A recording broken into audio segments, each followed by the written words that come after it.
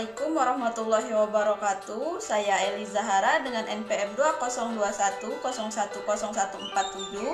Pada kesempatan kali ini saya akan memaparkan materi tentang objek dan kegunaan filsafat hukum Islam. Objek dan kegunaan filsafat hukum Islam.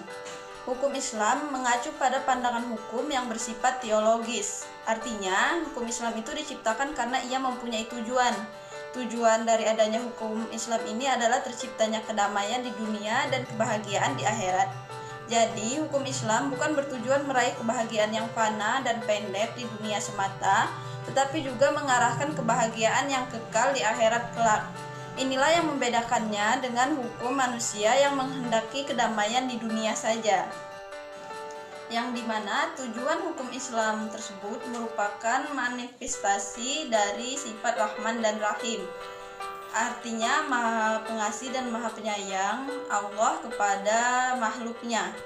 Rahmatan lil alamin adalah inti syariah atau hukum Islam. Keberadaan syariah tersebut dapat menegakkan kedamaian di muka bumi dengan pengaturan masyarakat yang memberikan keadilan kepada semua orang.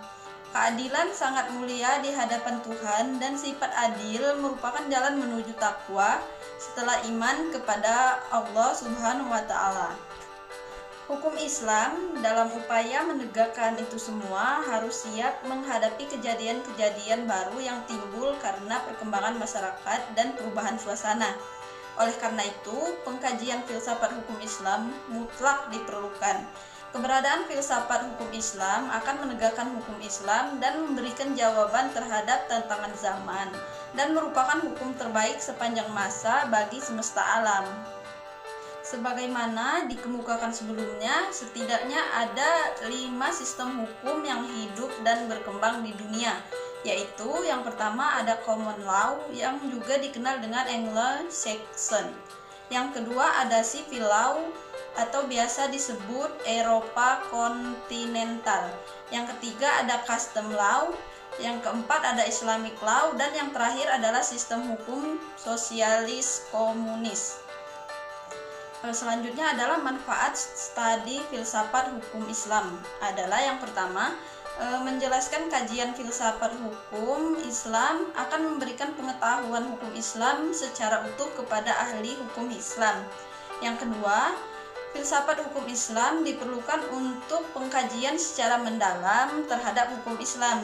Dan manfaat yang ketiga adalah untuk mewujudkan hukum yang keadilan yang senantiasa sesuai dengan kondisi zaman. Dan manfaat yang keempat adalah pengkajian filsafat hukum Islam memungkinkan pemahaman Islam secara menyeluruh dengan ilmu agama lainnya.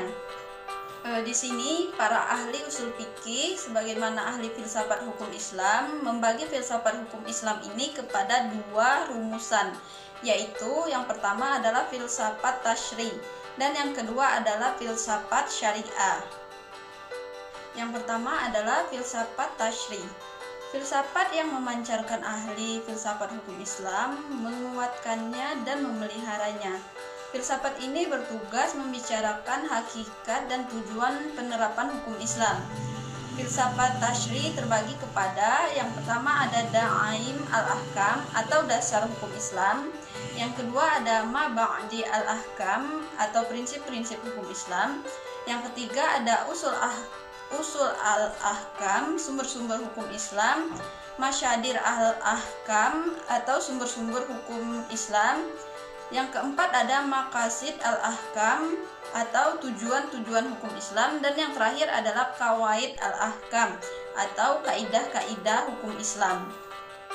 Pembahasan yang terakhir adalah filsafat syariah, di mana filsafat yang diungkapkan dari materi-materi hukum Islam seperti ibadah, muamalah, jinayah, ukubah, dan sebagainya. Filsafat ini bertugas membicarakan hakikat dan rahasia hukum Islam. Termasuk dalam pengembangan filsafat syariah adalah yang pertama, Asrar al-Ahkam atau rahasia-rahasia hukum Islam.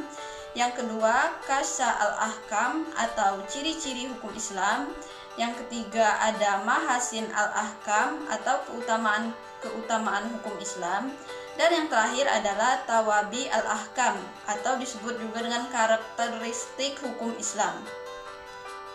Demikianlah materi yang dapat saya sampaikan pada video kali ini.